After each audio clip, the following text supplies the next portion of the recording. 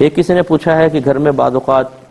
Doctors دوائیں لکھتے ہیں، تھوڑی سی یوز ہوتی ہیں، صحت مل گئی، باقی بچ جاتی ہیں، اس طرح کافی ڈھیر لگ جاتا ہے بعض اوقات، تو کیا ان دواؤں کو اگر ہم کسی غریب کو زکوٰۃ کی ادائیگی کی نیت سے دیں تو ہماری زکوٰۃ ادا ہو جائے گی یا نہیں ہوگی؟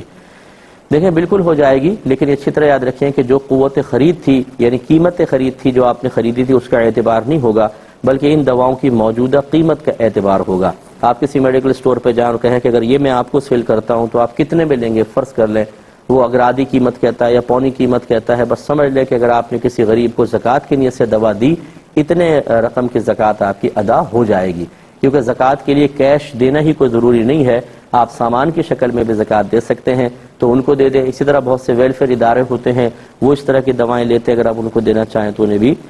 دیا جا سکتا ہے۔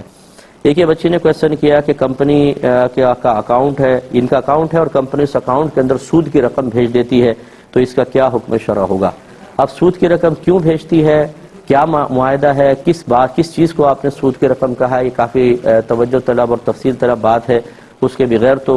مطلب صحیح حکم نہیں بیان ہو سکتا، لیکن ہم فرض کر لیتے ہیں آپ کے سوال کو ہی بنیاد بنا کر کسی بھی طریقے سے اس کو پتا ہے کہ کمپنی نے سودی پیسہ میرے اکاؤنٹ میں منتقل کیا ہے تو پھر اس کو لینا شرعاً بالکل جائز نہیں، کمپنی کو واپس کریں یا بغیر ثواب کی نیت کو اس کو صدقہ کر دیں۔ ایک یہ کہتی ہیں بعض اوقات نبی کریم صلی اللہ علیہ وسلم کے نام اقدس کے ساتھ صلی اللہ علیہ وسلم لکھا جاتا ہے تو کیا اس پہ پورے اعراب بھی لگانا ضروری ہوتے ہیں؟